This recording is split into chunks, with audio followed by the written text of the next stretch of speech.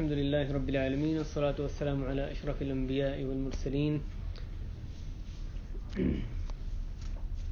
أعوذ بالله من الشيطان الرجيم. بسم الله الرحمن الرحيم. أتى أمر الله فلا تستعجلوه سبحانه وتعالى عما يشركون.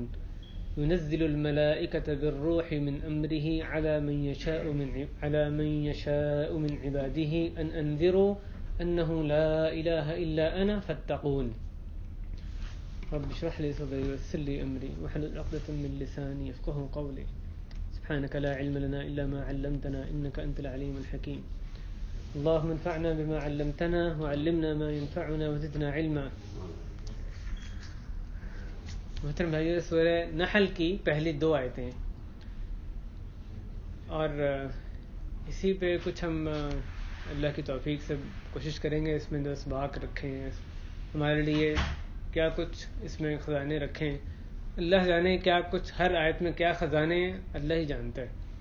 تھوڑی بہت چیزیں جو پتہ چلتی ہیں ایک انسان کو، مفسرین نے جو لکھی ہیں اس سے بھی جتنا یعنی محدود ایک مطالعہ ہوتا ہے اس میں جو باتیں اس علم میں آتی ہیں وہ یہاں بیان کرنے کی کوشش کی جاتی ہے. تو ان آیتوں میں یہ 2 آیتیں اور مختصر آیتیں. دوسری آیت پر قدر تفصیل سے توحید کے تعلق سے بات کریں گے. پہلی آیت سے ابتدا کرتے ہیں. تو سورہ نحل، اس سے پہلے کہ ہم اس پہ آیتوں کی تشریح شروع کریں، سورہ نحل ایک مکی صورت ہے. مکی صورت یعنی ہجرت سے پہلے نازل ہوئی ہیں. اس کی بعض آیتیں ہیں جس میں بعض علماء نے یہ کہا ہے کہ وہ مدینہ میں نازل ہوئی، ہجرت کے بعد نازل ہوئی، لیکن عموماً جو پوری صورت ہے، جو اکثر آیات ہیں وہ مکہ میں ہی نازل ہوئی ہیں، ہجرت سے پہلے نازل ہوئی. مکی کا مطلب یہی ہوتا ہے کہ ہجرت سے پہلے نازل ہوئی. اس کی 128 آیتیں ہیں. یہ قرآن مجید کی ترتیب کے اعتبار سے 14ویں صورت ہے. اس کا جو نام ہے سورہ نحل. نحل کا مطلب شہد کی مکھی. اس کی ایک آیت میں وَأَوْحَى رَبُّكَ إِلَى النَّحْلِ أَنِ اتَّخِذِي مِنَ الْجِبَالِ بُيُوتًا. اللہ تعالیٰ نے اس میں شہد کی مکھی کا ذکر کیا اس صورت میں کہ تمہارے رب نے شہد کی مکھی کی طرف وحی کی، یعنی الہام کیا، اس میں بدیت کی بات کہ پھر آگے فرمایا گیا کہ کہاں وہ گھر بنائے اور پھر اس کے شہد کا ذکر کیا گیا کہ اس میں شفا ہے لوگوں کے لیے. تو اس آیت سے اس آیت میں جو نحل کا ذکر کیا گیا اس سے اس سورت کا نام ہے سورہ نحل. اس آیت میں جو پہلی جو اس کی آیت ہے، اتا امر اللہ، اتا آ گیا، امر اللہ اللہ کا حکم آ گیا، فلا تستعجلوا بس تم اس میں جلدی نہ ڈالو. سبحانہ وتعالی، وہ پاک ہے اور بلند ہے، عما یشرکون، اس سے جو کچھ یہ شرک کرتے ہیں. اتا امر اللہ، اتا آ گیا امر اللہ اللہ کا حکم. اس سے مراد اللہ کے حکم سے یہاں پر کیا مراد ہے؟ اس میں 2 مفسرین کے اقوال ہیں کہ 2 چیزیں یعنی مراد ہو سکتی ہیں. ایک یہ کہ اللہ تعالیٰ کا ایک قیامت اور دوسرا عذاب الہی. ایک مراد یہ ہو سکتی ہے، ایک ترجمہ یہ کیا گیا کہ آ گئی قیامت، اور دوسرا ترجمہ یہ کیا گیا کہ اللہ کا عذاب آ گیا. آپ سب سے پہلے تو اسی پر دیکھیں گے اللہ تعالیٰ نے جو صیغہ استعمال کیا وہ ماضی کا صیغہ ہے، یعنی آ گئی قیامت. اب جب آیت نازل ہوئی، ظاہر ہے قیامت تو نہیں آئی، اس وقت بھی نہیں آئی، تو یہاں پر کہا جا رہا ہے اتا آ گیا، جیسا کہ ماضی میں ایک چیز ہو گئی ہے، اور ذکر ایسی چیز کا کیا جا رہا ہے جو کہ بھی مستقبل میں ہونی ہے. تو قیامت آ گئی، یعنی کہ اس کے قیامت، یہ اس صیغہ کا کیا مطلب ہوتا ہے؟ ایک ماضی کا صیغہ مستقبل کی چیز کا استعمال کیا جا رہا ہے. دوسری چیز میں بھی دوسرا جو معنی ہے اس میں اللہ کا عذاب آ گیا. جب یہ آیت نازل ہوئی مکہ میں، اس وقت تو ان پر عذاب نہیں آیا تھا مکہ والوں پر. بعد میں بے شک وہ بدر میں کیسی ان کی ہلاکتیں ہوئی اور مختلف جو ان پہ دنیا میں بھی سزائیں دی گئیں، وہ ایک یعنی شدید عذاب ان پہ آیا. لیکن جب آیت نازل ہوئی مکہ میں، اس وقت تو بڑے ٹھاٹھ باٹ سے رہ رہے تھے نا مکہ والے، اس وقت تو نہیں عذاب آیا تھا. تو عذاب کے لیے بھی اگر قیامت ہے، قیامت کے لیے بھی، عذاب کے لیے بھی ماضی کا صیغہ استعمال کیا گیا کہ آ گیا، جیسا کہ ماضی میں آ گیا، حالانکہ چیز ابھی مستقبل کے میں، عذاب بھی قیامت بھی مستقبل میں. تو اس کا کیا مطلب ہوتا ہے کہ یہ جو چیز جس کا ذکر کیا جا رہا ہے آگے، یہ ایسی تحقیق شدہ چیز ہے، اس کا جو واقعہ ہونا ہے وہ ایسی یقینی بات ہے، لازمی چیز ہے، جیسا کہ ماضی میں ہو چکی ہے. اتنی یقینی بات ہے جیسا کہ وہ بات ہوتی ہے جو کہ ہو چکی. یہ ہم مثلا ایک آدمی دوسرے کو قرضہ دیتا ہے، جس کو قرضہ دے رہا ہے وہ جس کو قرضہ دیا جا رہا ہے اس کی قرضہ دینے والے کے ہاں بڑی قدر و منزلت ہے، بہت ہی بااعتماد آدمی ہے. اب جب اس کو قرضہ دیتا ہے تو وہ آدمی کہتا ہے، وہ اس کو یقین دلانے کی کوشش کرتا ہے کہ میں وقت پر واپس کر دوں گا، میں آپ کو واپس کر دوں گا. تو یہ قرضہ دینے والا کہتا ہے کہ یہ پیسے پہنچ چکے، پیسے واپس مل گئے. یعنی مطلب یہ ہوتا ہے کہ مجھے ایسی یقین ہے پیسے ملنے کا جیسا کہ بس پیسے مل چکے مجھے. کئی دفعہ یہ بھی کہتے ہیں یہ پیسے تو میری جیب میں، یعنی حالانکہ جیب اس کی وہ تو دے رہا ہوتا ہے. تو ماضی کا صیغہ ہم عام زبان میں بھی بعض دفعہ استعمال کرتے ہیں مستقبل کے لیے، جب ہم نے بہت ہی یقین ایسی بات پہ جو اس کا ہمیں بہت پختہ یقین ہوتا ہے کہ یہ تو بس ہو گئی. تو یہ اللہ تعالیٰ اور مخلوق کے کلام میں کوئی، یعنی یہ خالق کا کلام، وہ مخلوق کا اندازہ تو غلط بھی ہو سکتا ہے. تو یہ اللہ تعالیٰ جس بات کو اتنی یقین دہانی سکیں، وہ یعنی کیسی یقینی بات ہوگی. اللہ تعالیٰ قیامت کے بارے میں کہہ رہے ہیں کہ اتا امر اللہ، آ گیا اللہ کا حکم، آ گیا. قیامت جو ہے وہ آ گئی. حالانکہ قیامت مستقبل میں، قیامت کا آنا ایسی یقینی بات ہے جیسا کہ ایک چیز جو کہ آ گئی. یعنی ہم نے اگر کھانا کھا لیا، وہ ماضی کی چیز ہو گئی، اس میں تو کسی کو شک نہیں ہوتا، وہ تو ہو گئی نا. اس طرح سے اگر مستقبل کی بات ایسی قطعی ہے، یقینی ہے، جیسا کہ وہ ہو چکی، تو اس کے لیے ماضی کا صیغہ استعمال کیا جاتا ہے. یہ کئی جگہ اور بھی قرآن مجید میں یہ اسلوب استعمال کیا گیا، جہاں بھی کیا جاتا ہے مستقبل کے لیے ماضی کا صیغہ، تو یہی مراد ہوتی ہے، اس بات کی حقانیت اور اس پہ جو یقین دلانا، اس کی قطعی بات ہے، اس کو بیان کرنا مقصود ہوتا ہے. بھائی بات مشرکوں کی ہو رہی ہے، آگے جیسے پتہ چلیں گے سبحانہ وتعالی ما یشرکون. لیکن میں اور آپ بھی اس میں یہ سبق اپنے ذہن میں بٹھائیں کہ اے اللہ، جس چیز کا آپ کے ہاں جو چیز اتنی یعنی قطعی چیز ہے کہ وہ آ چکی ہے، آپ اس کے لیے کہہ رہے ہیں کہ تو آ چکی، قیامت آ چکی. تو میرے اور آپ کے دل میں اللہ ایسا وہ یقین پیدا ہو جائے جو ہونا چاہیے. یعنی اللہ کے ہاں تو اتنی پکی بات ہو اور ہم اس میں کچھ ڈاواڈول ہو کہ نہیں آنی ہے، لیکن ہوتا ہے کوئی اس میں شک بھی ہوئے. یعنی تو ہمیں قیامت کے آنے کا یقین جیسے اللہ کو ہمارے سے مطلوب ہے، اس طرح سے ہی ہمیں ہمارے دلوں میں بھی ہونا چاہیے کہ گویا کہ ایک ماضی کی چیز ہے، اس میں کوئی ادنا شک بھی نہیں ہو سکتا، قیامت آ چکی. اور اسی طرح اللہ کا عذاب ہے. اللہ تعالیٰ عذاب میں بھی مشرکوں کو کہہ رہے ہیں کہ تم یہ جو عذاب تمہارے پاس آنا ہے، جس کے بارے میں نبی اکرم صلی اللہ علیہ وسلم تمہیں ڈرا رہے ہیں، اللہ سے کی بات ماننی تو عذاب آئے گا. اللہ کے ہاں یہ عذاب کا آنا یہ ہو چکا، یہ پکی بات ہے، عذاب تمہیں آ کر ہی رہنا ہے. ابھی جو نہیں آ رہا، اسے یہ نہ سمجھو کہ عذاب شاید آنا ہی کوئی نہیں ہے. اللہ نے جو باتیں کی ہیں وہ تو ہو کر ہی رہنا ہے. جو دھمکیاں دی ہیں وہ دھمکی نہیں، وہ دھمکی ہو کر ہی رہنی ہے. اچھا آگے اتا امر اللہ، یہاں پر یہ بھی دیکھیں گے قیامت کے لیے اور عذاب کے لیے امر اللہ کا لفظ استعمال کیا ہے. عام طور پہ قیامت کے بہت سے نام ہیں، الساعہ ہے یا قیامت کا لفظ بھی ہے، تو اللہ تعالیٰ نے وہ کیوں استعمال کی؟ عذاب کے لیے عذاب کا بھی لفظ ہے، عربی میں عذاب قرآن میں کئی جگہ ہے، اس کی بجائے یہاں پر امر اللہ کا لفظ استعمال کیا گیا. تو یہاں مفسرین کہتے ہیں کہ مراد یہ ہے کہ اس کی جو ہولناکی ہے اس بات کی، اس کو بیان کرنا مقصود ہے کہ یہ اللہ کا حکم آ چکا.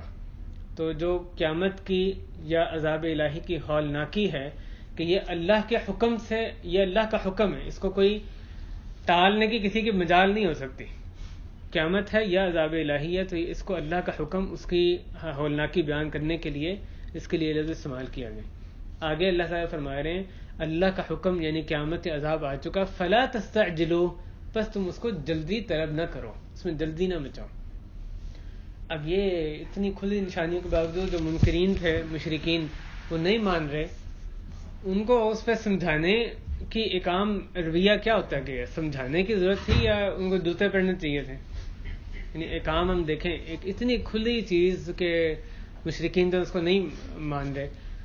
اللہ تعالیٰ مشرکین کو ارحم الراحمین کا کلام ہے، مشرکین کو ہدایت کر رہے ہیں کہ یہ قیامت اور اللہ کا عذاب یہ تو پکی بات آنے ہی آنے، اب تم اسے جلدی نہ بچاؤ. مشرکین کیا کہتے تھے؟ اگر اللہ کا عذاب سچا ہے لے کر آؤ. ابھی کہاں ہے اللہ کا عذاب؟ نہیں آیا اللہ کا عذاب. تو اللہ تعالیٰ کہتے ہیں تم اسے جلدی نہ بچاؤ. یعنی مار تو پڑنی ہے، تم اللہ کی بات نہیں مانو گے. مار کھانے میں تم اگر تو توبہ کرنی ہے تب بھی تمہیں مہلت مل جائے گی، اور اگر مار بھی پڑنی ہے، مار بھی کھانی ہے، تم اصرار کر رہے ہو کہ مار ہی کھانی ہے تو مار زیادہ دیر سے پڑے، زیادہ اچھا ہے کہ فوراً پڑ جائیں. تو ارحم الراحمین کا کلام ہے. اب بھائی غور کریں اس پر. مشرکین کو کہا جا رہا ہے تم جلدی نہ بچاؤ، یہ اللہ کا عذاب تو آ چکا، اب تم نے مار کھانی ہے، اب تمہیں جلدی مٹانے میں اس میں جلدی مار پڑ دے تمہارے زیادہ اچھا یا کچھ وقت کے بعد پڑے. تو لا تستعجلوا، اس میں جلدی نہ مچاؤ. یعنی اللہ کی رحمت ہے ان پر، مشرکوں پر، اپنا انکار کرنے والوں پر، شرک کرنے والوں پر، کہ ان کو بھی کہا جا رہا ہے ان پر بھی رحمت اللہ تعالیٰ فرما رہے ہیں کہ بھی تم جب مار تمہیں پڑھنی ہے اس میں جلدی نہ مچاؤ، شاید کہ تم یعنی یہ دیر سے ہونا عذاب کا اس بات کی دلیل نہیں ہے کہ اس نے آنا نہیں. آگے آخری حصہ اس کا، سبحانہ وتعالی عما یشرکون، کہ وہ پاک ہے اور بلند ہے ان تمام چیزوں سے جو یہ شرک کرتے ہیں، جن کو یہ اللہ کا شریک ٹھہراتے ہیں. اچھا، اس بات پہ دیکھیں کہ اس جملے کے حصے کا اور اس جملے کا پچھلے جملے سے تعلق کیا ہے. ایک عقل مند انسان بات کرتا ہے تو کوئی ربط ہوتا ہے بات میں، یہ تو نہیں کہ ایک وادی میں دوسری وادی میں. اب کہا جا رہا ہے اللہ کا عذاب یا قیامت آ چکی ہے تم جلدی نہ مچاؤ. آگے کہا جا رہا ہے اللہ پاک ہے، جس سے تم شرک کرتے ہو، جس کو یہ شریک ٹھہراتے ہیں اس سے پاک ہے. ان کا آپس میں کیا ربط ہے؟ مطلب کوئی تعلق تو ہے، تبھی ایک آیت میں چیزیں آ رہی ہیں، آگے پیچھے آ رہی ہیں. تو اس کا ربط جو مفسرین نے اس میں بیان کیا ہے کہ ان کا جو انکار کرنا ہے، انہوں نے اللہ تعالیٰ کو مانتے تھے لیکن بہت سو میں سے ایک مانتے تھے، شریک کرتے تھے نا. شریک کا ہی مطلب ہوتا ہے کہ اللہ جیسے اور بھی معبود مانتے تھے وہ، کہ اور بھی اتنے فلاں بھی ہے، لات بھی ہے، عزا بھی ہے، منات بھی ہے، فلاں بھی ہیں. تو ان میں سے ایک جو سب سے بڑا ہے ان میں سے وہ اللہ ہے. یعنی اللہ کو ایک یکتا نہیں مانتے تھے، اس کے ساتھ شریک کرتے تھے. تو ان کے ہاں اللہ تعالیٰ کی جو ہیبت ہے، اللہ کی جو قدر ہے وہ نہیں تھی جو کہ ہونی چاہیے. اللہ تعالیٰ کے شان میں گستاخی کرتے تھے، شریک کرتے تھے. تو یہ جو شرک کرنا ہے اس کی وجہ سے وہ کہتے تھے کہ اللہ تعالیٰ کی قدر نہیں کرتے تھے نا، اس وجہ سے وہ کہتے تھے کہ اللہ کا عذاب آیا تو دیکھ لیں گے، کیا فرق پڑتا ہے، اللہ کا عذاب آیا تو نبٹ لیں گے اس سے، معاذ اللہ، اس طرح کی باتیں کہتے ہیں. درس مدثر میں بھی آئے نا علیہ 19 19 اس پہ فرشتے ہیں. اس موقع پر بھی وہ یعنی مشرکین کہتے تھے 19 تو ہم اتنے سارے لوگ ہم اکٹھے مل کے 19 کا مقابلہ نہیں کر سکتے ہیں، جو صرف 19 فرشتے دروگے وہاں پر کھڑے ہوں گے. تو بہرحال وہ اللہ کی قدر نہ کرنے کی وجہ سے، شرک کرنے کی وجہ سے اللہ تعالیٰ کے بارے میں یہ کہتے تھے کہ اللہ کا عذاب کوئی نہیں، اس کی بھی ان کے ہاں کوئی قدر نہیں تھی. اللہ تعالیٰ نے جو اصلی وجہ ہے جو ان کے نہ ماننے کی، اس پر ضرب لگائی ہے کہ جو تم شرک کرتے ہو اللہ تعالیٰ سے بے نیاز ہے. بات واضح ہے نا بھائی. اللہ کا حکم، اس سے کیا مراد ہے؟ پہلی بات ماضی کا صیغہ استعمال کیا گیا جو کہ ایک محقق بات کے لیے، تحقیق شدہ بات کے لیے، اس پر زور دینے کے لیے استعمال کیا جا رہا ہے. گویا نہیں بلکہ ماضی کی بات ہے، اس صیغے میں بات کی جا رہی ہے کہ اتنی یقینی بات ہے. قیامت مراد ہے، یا دوسرا جو تفسیر یہ ہے کہ اللہ تعالیٰ کا عذاب مراد ہے. امر اللہ کیوں کہا گیا؟ اس کی ہولناکی بیان کرنے کے لیے. اور پھر آگے ان کو منع کیا گیا کہ تم اس میں جلدی نہ مچاؤ، جلدی طلب نہ کرو، تمہارے اپنے لیے یہی اچھا ہے کہ تم اس میں یعنی جلدی نہ مچاؤ. پھر آگے اللہ تعالیٰ کو پاکی اللہ کی بیان کی گئی کہ جو یہ شرک کرتے ہیں اس سے اللہ بے نیاز ہے. اس کے اگلی آیت میں اللہ تعالیٰ فرماتے ہیں ينزل الملائکۃ بالروح من امرہ علی من یشاء من عبادہ، کہ اللہ تعالیٰ ينزل نازل فرماتے ہیں. ينزل ایک لفظ ينزل، ينزل کا مطلب بھی نازل کرنا ہے. ينزل کا مطلب ہے پہ در پہ نازل کرنا، ٹھہر ٹھہر کر نازل کرنا. ایک ينزل ہوتا ہے اور ایک ينزل، تو دونوں کا مطلب نازل کرنا ہے. ينزل جو ہے اس میں پہ در پہ یا ٹھہر ٹھہر کر نازل کرنا اس میں آتا ہے. کس کو نازل کرتے ہیں؟ الملائکہ، فرشتوں کو اللہ تعالیٰ نازل کرتے ہیں. اس سے یا مراد سارے فرشتے ہیں اور یا پھر خاص جبریل علیہ السلام مراد ہیں. جیسے آگے یعنی بعض مفسرین نے اس میں خاص جبریل علیہ السلام ہی مراد لیے ہیں. اور وہ کہتے ہیں کہ لفظ جمع کا آیا ہے, الملائکہ کا لفظ آیا ہے, مراد صرف ایک فرشتے ہیں. یہ ان فرشتے کی, کیونکہ وہ سردار ہیں فرشتوں کے, تو ان کی جو قدر منزلت ہے اس کو بیان کرنے کے لیے فرشتوں کا لفظ آیا, جبکہ مراد صرف ایک فرشتے ہیں. جیسے کہا گیا نا, جیسے کوئی آدمی یعنی جس کی آپ کے یہاں بڑی قدر منزلت ہو, اب وہ آ گیا تو آپ کے یہاں بیٹھے ہیں, آپ کہتے ہیں وہ لاہور کا بندہ, آپ کہتے ہیں لاہور آ گیا. وہ لاہور تو نہیں آیا, تو اس میں ایک بندہ آیا ہوتا ہے, یعنی یہ بندہ جو ہے یہ ایسا جیسے کہ لاہور آ گیا, اس کی بڑی اچھی نمائندگی کرنے والا بندہ. تو اس لحاظ سے فرشتوں کا لفظ بعض مفسرین نے اس میں یہ تشریح کی ہے کہ اس سے مراد خاص جبریل علیہ السلام ہی ہیں, وہ فرشتوں کے سردار ہیں, افضل ترین فرشتے ہیں. بالروح, یہ اللہ تعالیٰ روح کے ساتھ ان کو بھیجتے ہیں, روح جان, اور یہاں پر مراد ہے وحی. بالروح فرشتوں کو یا صرف جبریل علیہ السلام مراد ہے, ان کو کس چیز کو, کیا چیز دے کر بھیجا جاتا ہے؟ روح یعنی وحی دے کر بھیجا جاتا ہے. من امرہ, اپنے حکم سے, اللہ تعالیٰ اپنے حکم سے جو چاہتے ہیں وہ دے کر ان فرشتوں کو بھیجتے ہیں. علی من یشاء من عبادہ, اپنے بندوں میں سے اس پر جس کو وہ چاہتے ہیں. اللہ تعالیٰ فرشتوں کو پے در پے وقفے وقفے سے بھیجتے ہیں روح کے ساتھ, وحی کے ساتھ, اپنے حکم سے ان بندوں پر جن کو وہ چاہتے ہیں. انذرو, کہ تم ڈراؤ, انہ لا الہ الا انا فاتقون, کہ بے شک حقیقت یہ ہے, انہو, یہ جو ہوا ہے اس کو ضمیر شان کہتے ہیں, یہ ایک بڑی بات بیان کرنے کے لیے درمیان میں آتا ہے کہ حقیقت یہ ہے کہ کوئی معبود برحق نہیں سوائے اللہ کے, بس مجھ سے ڈر جاؤ. اس آیت میں بھائیوں کیسے ہمارے لیے کیا کیا رکھا ہے, یعنی تھوڑے سی چیزوں پہ اس میں غور کریں. اس میں جو لفظ استعمال کیا گیا ہے, ينزل الملائکۃ, اللہ تعالیٰ فرشتوں کو نازل فرماتے ہیں, کیا دے کر؟ روح دے کر. وحی کو روح سے تعبیر کیا گیا, یعنی وحی کا نام یہ کس نے نام دیا ہے؟ روح. روح کس کو کہتے ہیں؟ جان کو. جان یعنی بندے کی جو اصل میں زندگی, جو جان ہے آدمی کی, وہ کس کو قرار دیا گیا؟ وحی کو. تو وحی اس سے مراد ہے, تو بڑی واضح بات ہے نا. فرشتے کو دیکھ کر اللہ تعالیٰ اپنے جس بندے پر چاہتے ہیں فرشتوں کو دے کر بھیجتے ہیں, روح دے کر بھیجتے ہیں. کیا مراد ہے روح سے؟ بڑی واضح مراد, کہ مراد جو ہے وہ وحی ہے. وحی کے لیے لفظ کیا ہے؟ روح. تو اللہ تعالیٰ نے میرے آپ کے, ہمارے بہن بھائی, ہماری نسلیں, ہماری جو روح ہے کس چیز کو قرار دیا؟ وحی کو. یہ جو دین ہے, دین اصل میں وحی ہے نا, اللہ رسول کی بات وحی. تو یہ دین, اس دین کو اللہ تعالیٰ نے میری آپ کی جان قرار دیا, جان قرار دیا, دنیا کی بھی آخرت کی بھی. یعنی دنیا کی بھی جو جان ہے وہ دین, آخرت کی جان بھی دین ہے. اور یعنی دین اگر نکال دیں, روح نکال دیں زندگی سے, وہ کوئی زندگی ہے؟ روح کے بغیر کوئی زندگی ہوتی ہے؟ جانور کی زندگی ہوگی. یہ کسی ریڈی والے نے تو نہیں نام دیا نا, یہ جو وحی کو روح کا نام دیا کس نے دیا؟ رب العالمین نے. یہ کسی ارے گارے کی بات نہیں ہو رہی. اللہ تعالیٰ وحی کو نام دے روح کا, جان. اسی میں ہماری زندگی ہے, میری اور آپ کی جو زندگی ہے. اگر زندگی چاہیے صحیح معنی میں زندگی, سعادت والی, خوشی والی, حقیقی زندگی, جس کو گزارنے کا ایک آدمی کو مزہ آئے, یعنی اس کی حلاوت نصیب ہو, واقعی صحیح معنی میں زندگی ہو, وہ زندگی ہے جس میں روح ہوگی. ورنہ زندگی سے روح نکال دیں, وہ کیا زندگی ہے پھر؟ مردہ زندگی. تو وہ جو کافروں کی زندگی مردہ زندگی ہوگی.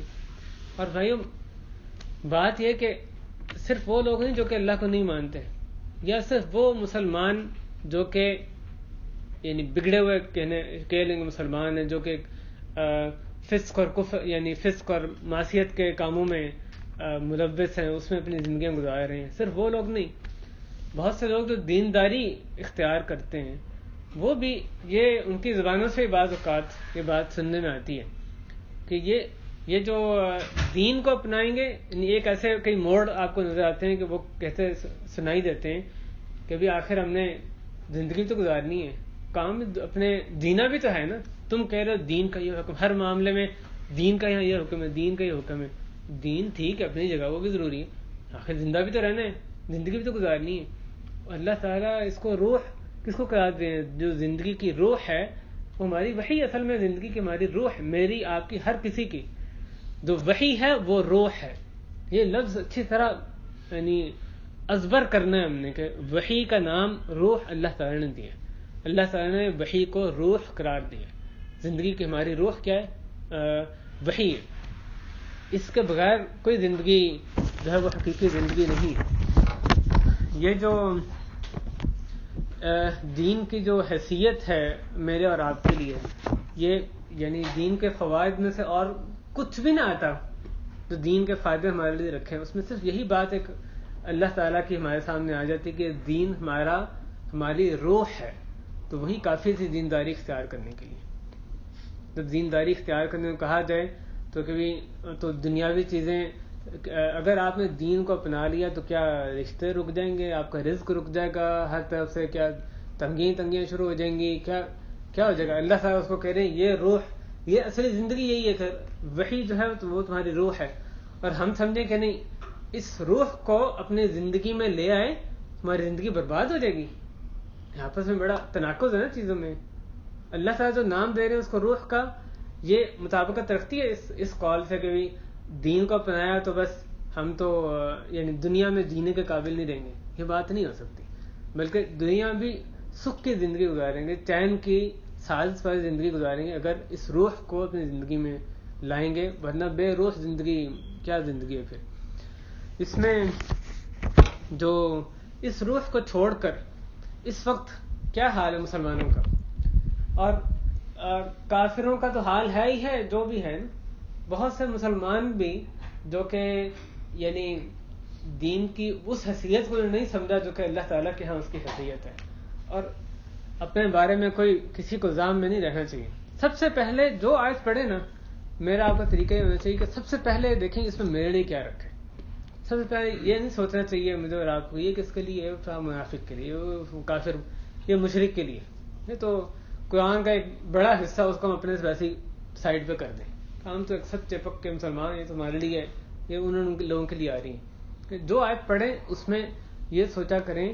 میں سب سے پہلے یعنی خود میں مخاطب ہوں اور اپنے بھائی بھی، سب سے پہلے سوچیں اس آیت میں میرے لیے کیا رکھا ہے. یہ آیت میرے لیے نازل ہوئی ہے، یہ آیت اللہ سے مشرکوں کے لیے نازل، ان کا حال بیان کیا ہے.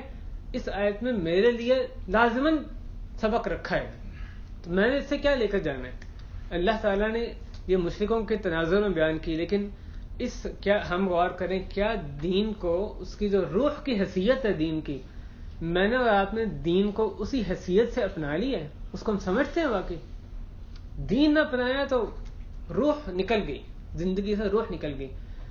تو بھائیو کیا میں اور آپ یہ سمجھتے ہیں یعنی اپنی زندگی میں کہ یہ دین جو ہے واقعی یہی روح ہے، اس کے بغیر کوئی زندگی نہیں ہے، یہ بے روح زندگی ہو جائے گی. تو یہ ایک، اور اس وقت کیا حال ہو رہا ہے، اس روح کو نکال کے کیا زندگی ہے، کیا تباہی بربادی مسلمانوں کے ایک بڑے حصے میں جو مسلمانوں کے ہاتھ یعنی ان کے نصیب میں بھی اس وقت نظر آ رہی ہے. بے دینی کی وجہ سے دینداری جتنی ختم ہوگی اتنی تباہی کی طرف جائیں گے. باقی جو مرضی کر لیں وہ تباہی سے بچانے والی اصلی جو چیز ہے وہ دین ہی ہے. اس کے علاوہ کوئی انسان کو صحیح زندگی نہیں اس کو گزار سکتا ہے. اسی معنی کی ایک اور آیت، اور آپ غور کریں کیسے اللہ تعالیٰ نے اس میں بھی خوبصورت طریقے سے بیان کیا. سورہ انفال آیت 24، یا ایھا الذین آمنوا استجیبوا للہ وللرسول اذا دعاکم لما یحییکم.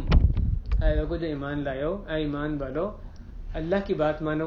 کیا مطلب اللہ کی بات ماننا؟ یعنی قرآن مجید پہ کی بات ماننا، اس پہ عمل کرنا، اور رسول صلی اللہ علیہ وسلم کی بات مانو یعنی حدیث نبوی، سنت کی بات ماننا، سنت میں جو احکام ہے وہ ماننا. بہت سے لوگ سنت کا نام آتا ہے وہ جی چراتے ہیں نا کہ قرآن بس ٹھیک ہے، کوئی سنت ایک طرف اس کو کر دیا جائے معاذ اللہ. لیکن سچا مسلمان یہ نہیں کر سکتا. قرآن بھی ماننا ہے، حدیث بھی ماننی ہے، اللہ کی بات مانو، رسول کی بات مانو. اذا دعاکم، جب وہ تمہیں بلائیں کس چیز کی طرف جو تمہاری زندگی برباد کر دے گی، لما یحییکم، اس چیز کی طرف جو تمہیں زندہ کرے گی، جو تمہیں زندگی دے گی. لفظ دیکھیں کیسے اللہ تعالیٰ استعمال کر رہے ہیں. اللہ تعالیٰ نے تو سمجھانے میں یعنی اس سے بہتر، اللہ سے بہتر کون سمجھانے والا ہو سکتا ہے. کس طرح سے بلاغت، فصاحت قرآن مجید جو ہے اس کا ظاہر اعلیٰ ترین اس سے بڑھ کر تو کوئی کلام ہو ہی نہیں سکتا. تو اللہ تعالیٰ کیسے ہمیں بات سمجھا رہے ہیں, کیسے بات کھول کے بیان فرما رہے ہیں. اللہ کی بات مانو, صلی اللہ علیہ وسلم کی بات مانو, جب وہ تمہیں اس چیز کی طرف بلائیں.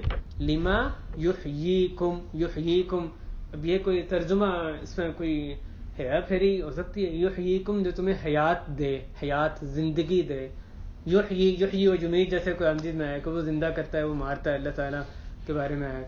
تو وہ اس چیز کی طرف اللہ رسول جس کی طرف بلاتے ہیں اس میں تمہارے لیے کیا رکھا ہے, وہ تمہیں زندگی دے گی, وہ چیزیں تمہیں زندگی دیں گی.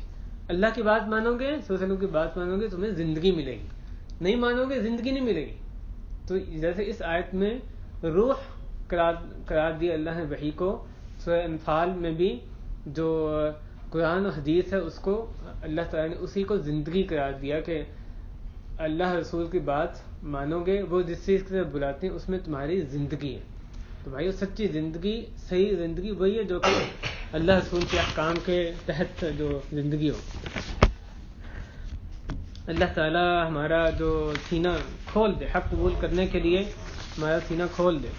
اس میں علی من یشاء من عبادہ, جو اگلی اللہ تعالیٰ نازل فرماتے ہیں فرشتوں کو اپنے حکم سے وحی دے کر, جو کہ روح, جس کو روح کا نام دیا گیا, اپنے جس بندے پر وہ چاہتے ہیں, اپنے بندوں میں سے جس پر وہ چاہتے ہیں.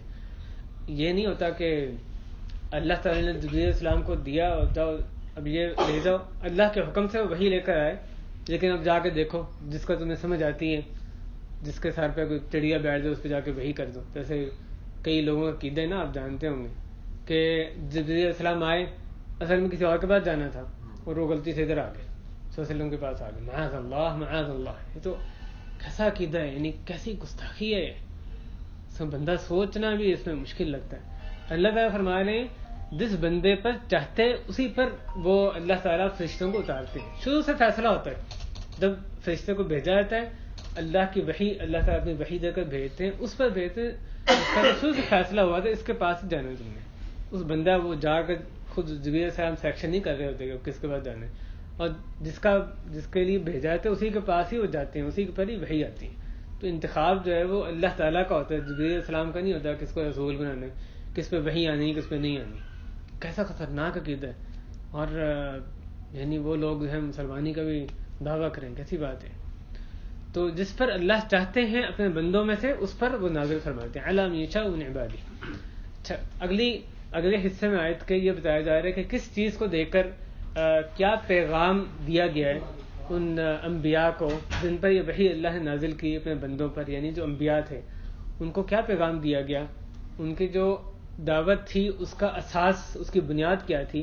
ان انذرو, کہ آپ ڈرائیے, انہو, کہ بلا شبہ حقیقت یہ ہے, لا الہ الا انا, کہ کوئی معبود نہیں, کوئی سچا معبود نہیں سوائے میرے. تو یعنی اللہ تعالیٰ کے سوا کوئی معبود نہیں ہے. فاتقونی, پس تم مجھ سے ڈر جاؤ, تم مجھ سے ڈرو. تو بھائیو یہ سارے انبیاء کی دعوت ہے.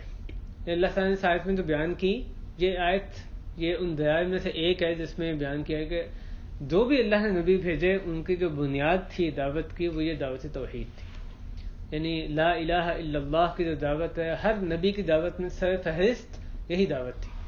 اور جتنے بھی انبیاء بھیجے سب نے, جیسے یہاں پر اللہ نے فرمایا کہ جن بندوں پر بھی اللہ نے وحی نازل کی ان کو یہی پیغام دیا گیا کہ تم ڈراؤ انہ لا الہ الا انا.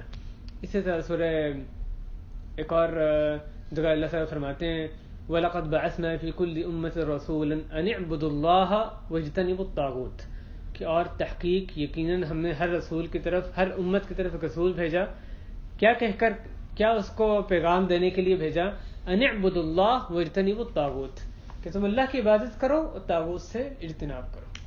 اعبدوا اللہ واجتنبوا الطاغوت, وہی ہے جو لا الہ الا اللہ ہے, اللہ کی عبادت, طاغوت کا انکار. لا الہ, کوئی معبود نہیں, تمام جو باطل معبودوں کا انکار, الا اللہ, یہ اللہ کی عبادت یعنی صرف اللہ تعالیٰ کی وحدانیت, اس کا اثبات ہو رہا ہے یہاں پہ.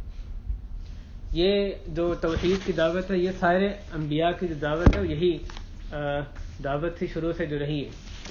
اس دعوت کے اگر فضائل میں ہم دیکھیں تو اس کا شمار کرنا مشکل ہے, اس کو اس مجلس میں بیان نہیں کیا ہے کہ کتنے فضائل اس دعوت توحید کے جو لا الہ الا اللہ کے ہمیں بیان کیے گئے، لیکن صرف اس میں چند ایک باتیں میں یہاں پر رکھتا ہوں. پہلی بات تو یہی کہ انبیاء کی، تمام انبیاء کی جو دعوت ہے اس کی بنیاد یہی دعوت تھی. سب سے پہلی دعوت لا الہ الا اللہ کی دعوت تھی، جو ان 2 آیتوں میں آیا اور کئی آیات میں تفصیلی بیان بھی ہوا ہے. وَلَقَدْ أَرْسَلْنَا نُوحًا إِلَىٰ قَوْمِهِ فَقَالَ يَا قَوْمِ اعْبُدُوا اللَّهَ مَا لَكُم مِّنْ إِلَٰهٍ غَيْرُهُ. نوح علیہ السلام کے بارے میں ہود ہیں، صالح علیہ السلام ہیں، لوط علیہ السلام ہیں، شعیب علیہ السلام ہیں، اور موسیٰ علیہ السلام ہیں.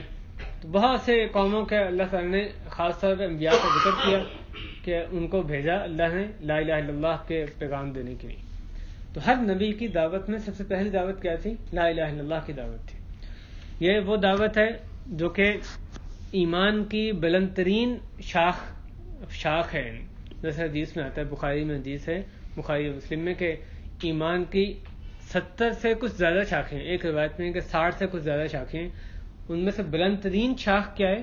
لا الہ الا اللہ. اور ادنا ترین شاخ وہ یہ کہ رستے سے تکلیف دہ چیز کو ہٹا دینا، اور حیا بھی ایمان کی ایک شاخ ہے.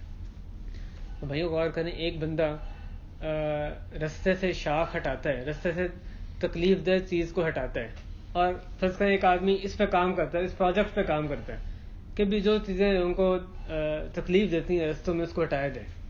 وہ خیر کا کام کر رہا ہے کہ نہیں؟ خیر کا ہی کر رہے نا، ایک ایمان کی شاخ کو ہی پورا کر رہے ہو. لیکن یہاں تک تو ٹھیک ہے، اس کو بھی مبارکباد کا مستحق ہے، دین کا ایک کام کر رہا ہے. دین کی شاخ، کوئی بھی شاخ کا وہ کام کرے، کسی بھی دین کے حکم کو وہ اس پہ کام کر رہا ہے، اس کو اس نے اپنی یعنی ایک مہم بنا لی ہے، تو وہ اس کا ساتھ دینا، اس کو وہ دین کا ایک مقصد وہ پورا کر رہا ہے. یہاں تک تو ٹھیک ہے. لیکن وہ یہ کہے کہ کام اصل میں یہی ہے جو میں کر رہا ہوں، یہ رستے سے تکلیف دہ چیزوں کو ہٹانا، اس لیے کام یہی ہے. توحید، تم توحید لگائی ہوئی ہے، تم اس کو چھوڑو، میرے ساتھ آ کے تم بھی شاخیں ہٹایا کرو. شاخیں ہٹاؤ، جس طرح بھی سب کو لوگوں سے تکلیف کو دور کرو، انسانیت کی خدمت کرو. وہ کہے کہ انسانیت کی جو خدمت ہے یہ یعنی کوئی انسانیت خدمت کرتا ہے، بڑا اچھا کام ہے، اس کو ہرگز روکنے مراد نہیں ہے. لیکن یہاں تک تو ٹھیک ہے، وہ کہے کہ انسانیت کی خدمت صرف یہی توحید کو چھوڑ دو، یہ اس کی ترجیح نمبر 1 ہے. توحید کو لانا بھی ہے تو اس کے بعد ہونا چاہیے. پھر تو یہ احمق ہے، نادان شخص ہے. پھر اگر صرف وہ کام کر رہا ہے اس کو ضرور کرنے دیں، اس کو نہیں روکنا نہیں ہے کہ تم کیوں یہ دین کا یہ والا کام کیوں کر رہے ہو. دین کا کوئی بھی کام کرتا ہے اچھی بات ہے، لیکن اس کو توحید پر ترجیح دے لیں پھر وہ اس کی حماقت ہے، پھر اس کو روکا جائے گا کہ نہیں. نمبر 1 توحید ہے، اس میں کوئی کمپرومائز نہیں ہو سکتا. ایمان کی بلند ترین شاخ لا الہ الا اللہ، ادنا ترین شاخ رستے سے تکلیف کو ہٹانا. اب بندہ رستے سے تکلیف دہ چیز کو ہٹانا جو سب سے کم شاخ ہے، اس کو سب سے اوپر شاخ ہے لا الہ الا اللہ، اس پر ترجیح دے تو یہ حماقت نہیں ہوگی؟ یعنی دعوت کی بنیاد اس کو ہٹا کر اس نے اس کی دعوت کے ایک حصے کو اس بنیاد پر ترجیح دے دی. یہ کسی طرح سچے مسلمان کا طریقہ نہیں ہونا چاہیے. دعوت توحید یہ صرف آخرت نہیں بلکہ دنیا میں بھی جو مسلمانوں کو اوپر لے جانے کے لیے، سعادت قیادت کے لیے دعوت توحید ہی ان کا طریقہ ہے. جب مسلمان صحیح توحید کو اپنا لیں گے تو وہ دنیا میں بھی ان کو قیادت نصیب ہوگی. صلی اللہ علیہ وسلم نے ایک دفعہ جو ایک قصہ جس میں آتا ہے کہ جو ابو طالب کے پاس لوگ شکایت لے کے گئے، اور پھر وہ اس قصے میں ایک بات یہ بھی ہے، میں اختصار سے بیان کر رہا ہوں. مشرکوں سے ابو طالب نے صلی اللہ علیہ وسلم کو بلوایا اور ان کے سامنے بات رکھی. الغرض کہ صلی اللہ علیہ وسلم نے ان کو یہ اپنے چچا کو کہا کہ میں تو ان سے صرف ایک کلمہ چاہتا ہوں، اگر وہ اس کو مان لیں اس کلمے کے ذریعے سے عرب ان کے زیر ہو جائیں اور اجمی ان کو جزیہ دینے لگ جائیں. انہوں نے پوچھا وہ کون سا کلمہ ہے؟ تو صلی اللہ علیہ وسلم نے کہا کہ یہ لا الہ الا اللہ. تو آخرت کا جو فائدہ وہ تو ہے ہی. صلی اللہ علیہ وسلم نے اس حدیث میں دنیا کا بھی فائدہ بتایا کہ عربی بھی ان کا زیر ہو جائیں، اجمی بھی ان کو جزیہ دینے لگ جائیں، غیر مسلم وہ بھی ان کے زیر ہو جائیں اگر یہ توحید کو مان لیں. تو صرف آخرت نہیں، دنیا بھی انسان کی توحید سے ہی بنتی ہے. تو بھائیوں، یہ جو دعوت توحید ہے نا، افسوس کی بات ہے اتنی وضاحت کے باوجود کہ قرآن حدیث میں کتنی واضح بات ہے کہ سارے انبیاء کی یہی دعوت تھی اور دعوت کی بنیاد سب کی یہی تھی. اسی پر وہ انہوں نے لوگوں کو جو لوگوں کو سب سے پہلے اسی پر ہی جمع فرمایا کہ دعوت توحید لا الہ الا اللہ. باقی جو بھی دعوت دی وہ اس کے بعد دی, وہ اس سے ثانوی حیثیت رکھتی تھی, بنیاد دعوت توحید تھی. لیکن کئی لوگ ایسے نظر آتے ہیں اس دور میں اور ہر دور میں ہی رہے ہیں جو کہ وہ کہتے ہیں توحید کی نہ بات کرو, ہم ان چیزوں سے بالاتر ہو کے بات کریں, توحید کی نہ بات کرو, اس سے امت میں افتراق پھیلتا ہے, انتشار پھیلتا ہے. اس لیے کہ کئی امت کے لوگ, امت کی طرف منسوب لوگ جو ہیں وہ شرک کرتے ہیں, تو جب بندہ توحید کی بات کرے گا تو پھر انتشار پھیلے گا, تو وہ لوگ جو ہیں وہ یعنی امت کے ٹکڑے ہونے کا باعث چیز بنے گی. تو کہتے ہیں اور جو کامن پوائنٹس ہیں ان پہ بات کریں, یعنی ہم جیسے میں نے بتایا انسانیت کی مثلا خدمت ہے, یا اور بھی چیزیں ہو سکتی ہیں, اخلاقیات ہے مثلا, تو جو بنیاد ہے توحید اس کو ختم کر دیا. وہ کہتے ہیں کہ بھئی اس سے افتراق پھیلے گا, جس سے اصل میں اتحاد کی جو بنیاد ہے اس کو افتراق کی نشانی وہ قرار دیتے ہیں. اور یہ افراد نہیں, جماعتیں, پوری جماعتیں جو ہیں وہ اس منہج پہ قائم ہیں. یعنی دعوت توحید, خالص دعوت توحید کھل کر اعلان اس کا کیا جائے, اس سے روکا جاتا ہے. وہ جماعتوں کا منہج یہ ہے کہ یہ نہیں دینے, اس لیے کہ وہ سمجھتے ہیں اپنے تئیں کہ اس سے امت میں افتراق پھیلتا ہے. اور ایسی جو دعوت ہے اس میں کیسے خیر ہو سکتی ہے؟ وہ لوگ جو کہ توحید کو چھوڑ کر دین کو نافذ کرنے کا دعویٰ کریں, آپ نے کبھی دیکھا انہوں نے نافذ کر کے دکھایا ہو, یعنی کوئی فائدہ ہوا واقعی؟ توحید کو چھوڑ کر ان کی بات کریں, جو توحید کو بنیاد نہ بنائیں, وہ کہیں گے توحید پر کمپرومائز کرنے کے لیے تیار ہوں, اور پھر وہ کہیں گے ہم اسلام نافذ کریں گے. کبھی ایسے لوگوں نے اسلامی نظام نافذ کر کے دکھایا, حدود جاری ہو گئی, نماز کا نظام قائم ہو گیا, سب اسلام قائم ہو گیا؟ یہ ہو نہیں سکتا ہے. بنیاد چھوڑ دی توحید, تو پھر کھوکھلی دعوت ہے تمہاری. کس چیز سے دعوت دے رہے ہو؟ ویسے تم دعوت دو باقی چیزوں کی طرف, لیکن ان چیزوں کو توحید پر ترجیح دے دو. پرائرٹیز تمہاری غلط ہو جائیں تو یہ تو پھر حماقت ہے, اس سے تمہیں روکا جائے گا. بعض مثالیں سیرت سے دیکھتے ہیں, اس کے بعد بات اپنی ختم کرتا ہوں. سیرت مبارکہ میں صلی اللہ علیہ وسلم نے کیسے اس پر یعنی کسی قسم کی لچک کا مظاہرہ نہیں کیا. اللہ تعالیٰ نے صلی اللہ علیہ وسلم کو منع بھی فرمایا, وَلَا تُطِعْ كُلَّ حَلَّافٍ فَلَا تُطِعِ الْمُكَذِّبِينَ وَدُّوا لَوْ تُدْهِنُوا فَيُدْهِنُونَ, کہ آپ جھٹلانے والوں کی اطاعت نہ کریں. وہ تو چاہتے ہیں آپ تھوڑے ڈھیلے پڑ جائیں, وہ بھی ڈھیلے پڑ جائیں. مشرکین کیا چاہتے ہیں کہ اے نبی صلی اللہ علیہ وسلم آپ تھوڑے ڈھیلے پڑ جائیں, مداہنت کریں توحید کی دعوت میں, آپ ان کے بتوں کو برا بھلا کہنا تھوڑا کم کر دیں, نہ کہا کریں, تو پھر وہ آپ کے الہ کی, اللہ تعالیٰ کی بھی تعظیم کچھ قدر کریں گے. تو آپ دعوت توحید میں ڈھیلے پڑ جائیں, وہ بھی ڈھیلے پڑ جائیں گے, اپنے جو دشمنی ہے اس میں ڈھیلے پڑ جائیں گے. تو اللہ تعالیٰ نے ان کا رویہ بیان کیا, لیکن اللہ تعالیٰ نے صلی اللہ علیہ وسلم کو منع کیا کہ ان کی اطاعت نہیں کرنی. اور صلی اللہ علیہ وسلم نے اس پہ عمل کر کے دکھایا کہ کسی قسم کی مداہنت, کمپرومائز توحید پر یہ نہیں ہو سکتا. صلی اللہ علیہ وسلم کے تو سیرت مبارکہ سے بعض اس بارے میں جو واقعات ہمیں ملتے ہیں, اور اکثر میں انتہائی اختصار سے ہی بیان کروں گا. منا کے خیموں میں صلی اللہ علیہ وسلم جا کے دعوت دی. امام حاکم نے روایت کیا ہے تربیعہ ابن عباد الدؤلی, وہ کہتے ہیں کہ میں نے صلی اللہ علیہ وسلم کو ہجرت کرنے سے پہلے منا میں اپنے خیموں میں دیکھا کہ آن صلی اللہ علیہ وسلم فرما رہے تھے, یا ایھا الناس ان اللہ یأمرکم ان تعبدوہ ولا تشرکوا بہ شیئا, اے لوگو اللہ تعالیٰ تمہیں حکم دیتا ہے کہ تم اس کی عبادت کرو اور اس کے ساتھ کسی چیز کو شریک نہ ٹھہراؤ. اور پیچھے ایک اور شخص تھا جو کہ کہتا تھا کہ اے لوگو یہ تمہیں باپ دادا کے دین کو چھوڑنے کا حکم دے رہا ہے. تو میں نے پوچھا اس کے بارے میں, تو کہا کہ ابو لہب ہے. وسلم خیموں میں, حاجیوں کے خیموں میں جا کر کیا پیغام دے رہے تھے کہ تم اللہ کی عبادت کرو, اس کے ساتھ کسی کو شریک نہ ٹھہراؤ. ایک اور جو سیرت سے ہم سب کو معلوم ہے واقعہ, ابو طالب صلی اللہ علیہ وسلم کے چچا تھے, ان کی وفات پر ان کے پاس جب صلی اللہ علیہ وسلم جاتے ہیں, اور پاس ابو جہل اور عبداللہ جو ایک دو قریش کے سرگنے وہ وہاں پر پہلے سے بیٹھے ہوئے, صلی اللہ علیہ وسلم جا کے کیا کہتے ہیں, یا عم قل لا الہ الا اللہ کلمۃ احاج لک بها عند اللہ, او کما قال, کہ اے چچا آپ لا الہ الا اللہ کہتے ہیں, ایک ایسا کلمہ جس کے ذریعے میں اللہ کے پاس آپ کے لیے کوئی حجت کر سکوں. تو وہ پاس جو دونوں تھے وہ کہتے ہیں کہ اب آخر میں عبد المطلب کے طریقے سے پھر رہے ہو. اور آخر میں آخری بات انہوں نے جو بات کہی ابو طالب نے یہی کہی کہ وہ عبد المطلب کی ملت پر ہے. انہوں نے انکار کر دیا کہ لا الہ الا اللہ نہیں کہیں گے, حالانکہ رسول اللہ کی اتنی انہوں نے سپورٹ کی تھی. رسول اللہ نے ان کے پاس جا کے کیا دعوت دے رہے تھے, یا عم قل لا الہ الا اللہ, کہ اے چچا آپ لا الہ الا اللہ کہہ دیں بس, تاکہ قیامت کے دن کوئی حجت میرے پاس ہو. ایک شخص تو آپ کو قتل کرنے کے ارادے سے آتا ہے. غزوہ ذات الرقاع میں ایک جگہ پڑاؤ ڈالتے ہیں صحابہ کرام, جہاں پہ کوئی اچھا سایہ دار درخت دیکھتے تھے تو وہاں سے اس کو درخت کو چھوڑ دیتے کہ یہاں صلی اللہ علیہ وسلم خود صلی اللہ علیہ وسلم آرام کر لیں. تو صلی اللہ علیہ وسلم ایک درخت کے نیچے سے آپ کی تلوار درخت سے لٹک رہی ہے, وہ آتا ہے ایک مشرک آتا ہے, تلوار اتارتا ہے, کہتا ہے کہ اب تمہیں کون بچائے گا میرے سے. صلی اللہ علیہ وسلم کیا فرماتے ہیں, اللہ تعالیٰ بچائیں گے. تلوار اس کے ہاتھ سے گر جاتی ہے. اتنا واقعہ صحیح بخاری میں. دیگر روایات میں اس میں یہ اضافہ بھی آتا ہے کہ صلی اللہ علیہ وسلم نے اس کی تلوار اٹھائی اور کہا کہ اب تمہیں کون بچائے گا, میرے سے کون بچائے گا. تو اس نے کہا کن خیر آخر, کہ آپ اچھے تلوار کو اچھے لینے والے بن جائیں.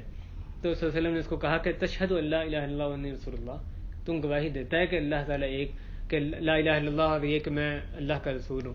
تو اس نے کہا نہیں, میں یہ گواہی نہیں دیتا, لیکن میں آپ سے یہ وعدہ کرتا ہوں کہ آپ کے خلاف کبھی جنگ نہیں کروں گا, اور جو لوگ آپ کے خلاف جنگ کریں گے میں ان کا ساتھ کبھی نہیں دوں گا, ان کے ساتھ نہیں ہوں گا.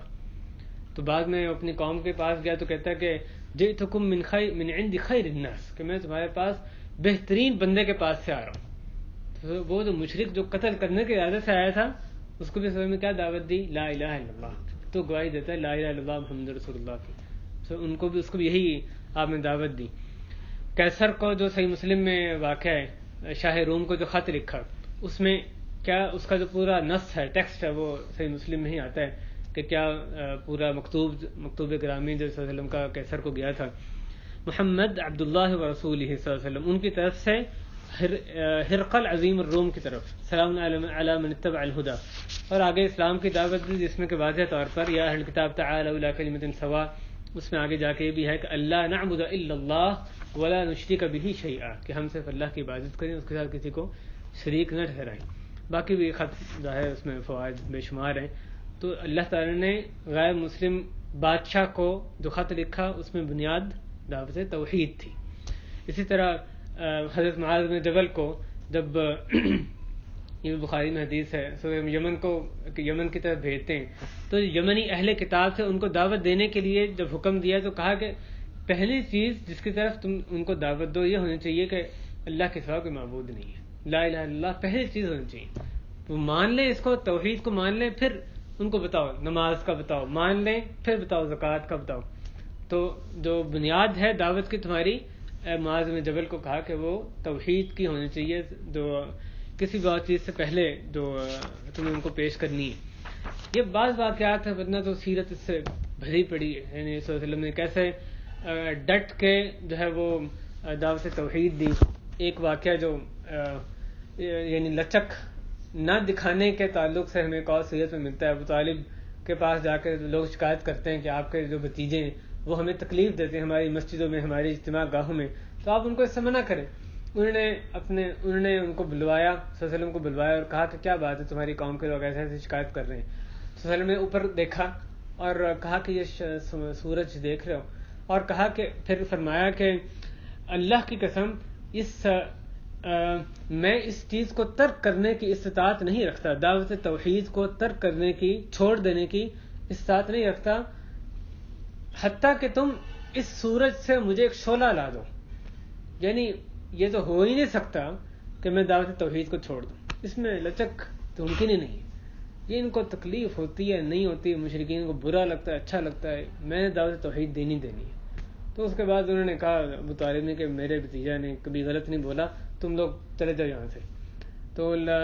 تو بھائیو لچک یہ سیرت میں کبھی توحید پر نظر آتی نہیں. کسی اور چیز میں کوئی مسلمان لچک کا مظاہرہ کرے, توحید میں کیسے لچک اس کی ہو سکتی ہے. اسی طرح ذات صحابہ کا ہمیں یعنی رویہ نظر آتا ہے. ان کی دعوت میں جو توحید کی دعوت سے سر فہرست تھی. الغرض کے بھائیوں یہ مثالیں تو بے شمار ہیں سیرت سے, صحابہ کی سیرت سے, کیسے کیسے انہوں نے توحید کی دعوت جو ہے وہ دنیا تک پہنچائی, اس پہ لچک کا مظاہرہ نہ کیا. مجھے اور آپ کو اپنا جائزہ لینے کی ضرورت ہے. اس میدان میں کیا ہم کوئی کمپرومائز کا شکار تو نہیں ہے؟ ہم تو کوئی لچک کا مظاہرہ تو نہیں کرتے توحید کو اپنانے میں، اس کی طرف دعوت دینے میں. کتنی مرتبہ اس کی طرف دعوت دینے کا کام ہم نے کیا. ساتھ نصرانی، ہندو، دوسرا بندہ بیٹھا ہو، پورا سفر گزر جائے، ہم اس کو لا الہ الا اللہ کا مطلب بھی نہ سمجھا سکیں، اس کو اس کی طرف دعوت نہ دیں. آفس میں اتنے لمبا ٹائم گزاریں کہ آفس سے باہر بھی ان لوگوں سے ملاقات ہو. آفس کے اپنے پروٹوکولز بعض اوقات ہوتے ہیں، تو کیا کبھی یعنی کوئی موقع نہ ملے کہ پیٹرول پمپ پہ ہی اتنی دفعہ موقع ہوتا ہے. یعنی آپ بندہ ڈھونڈنے لگے تو کتنے مواقع ہیں. غیر مسلموں سے جب واسطہ پڑتا ہے، اور ان مسلمانوں سے بھی جو کہ بیچارے شرک میں مبتلا ہیں، بہت بڑی تعداد ایسی آپ جانتے ہیں لا الہ الا اللہ کہتے ہیں لیکن اس کے تقاضے کو نہیں سمجھتے، جا کے درگاہوں پہ اور پیروں فقیروں کے پیچھے کہاں وہ اپنے ٹھوکریں کھا رہے ہیں اور برباد کر رہے ہیں اپنے آپ کو. لا الہ الا اللہ ویسے کہنے کو پڑھتے ہیں، اپنی زبان سے کہتے ہیں. تو ایسے جو مسلمان کلمہ گو مشرک ہیں یا جو پکے مشرک ہیں، ان کو کوئی یہودی ہے، نصرانی ہے، ہندو ہے، کوئی بوذی ہے یعنی دوسری ملت کا، اس کو دعوت توحید کتنی مرتبہ ہم نے دی. یا اس میں ہم ہمیشہ یعنی کمپرومائز کرنے کے لیے تیار رہتے ہیں. ان کو اور تو بڑی اسلام کی خوبصورتیاں، اس کی جو فضائل بتائیں، لیکن توحید اس کو پیچھے رکھ دیں، یہ مناسب نہیں ہے. بہرحال یہ ٹوٹی پھوٹی یعنی ایک کوشش تھی اس بات کو اجاگر کرنے کے لیے کہ ایک تو ایک دین کو روح اللہ نے قرار دی ہے، اس کو میں اور آپ بھی اسی حیثیت سے سمجھیں. دین پر عمل کرنا، اسی میں ہماری زندگی ہے، یہی ہماری روح ہے ہماری زندگی کی. اور جو سب سے بنیادی چیز جس کی طرف اللہ تعالیٰ نے سارے جو دے کر سارے انبیاء کو بھیجا وہ دعوت توحید ہے. اس میں انہوں نے انبیاء نے بھی کوئی رچک کا مظاہرہ نہیں کیا، نہ ہی میں نے اور آپ نے اس میں کوئی رچک کا مظاہرہ کرنا ہے. ہم نے لوگوں کو جو دعوت دینی ہے اس میں سب سے پہلے توحید کی دعوت دینی ہے. ایک بندہ دائیں ہاتھ سے کھا رہا ہے اور بیٹھ کے کھا رہا ہے اور ساری چیزیں فضائل سب اخلاقیات پورا کر رہا ہے، مسکراتا ہے اور سب یعنی اخلاق میں اچھا ہے. دوسری طرف توحید میں یعنی توحید کو صحیح نہیں سمجھتا، شرک کرتا ہے، اس کے ان کاموں کا کرنے کیا فائدہ ہے.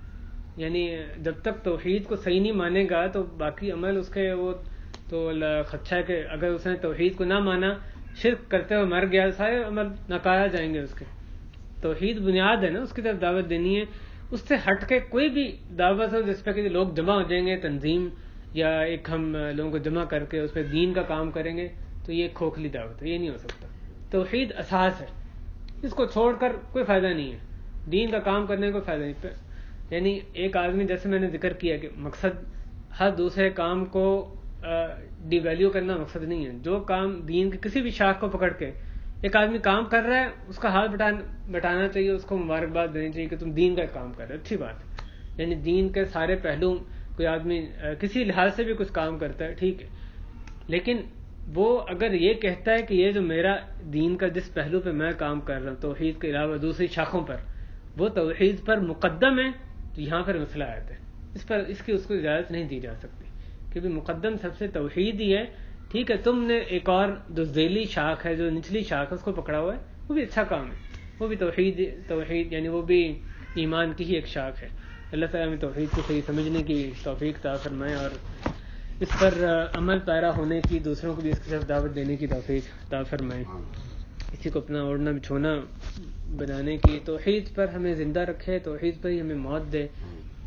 اور اللہ سے دعا کریں کہ ہمیں دوسروں تک دعوت پہنچانا آ جائے، اس کی تڑپ ہمارے اندر پیدا ہو جائے.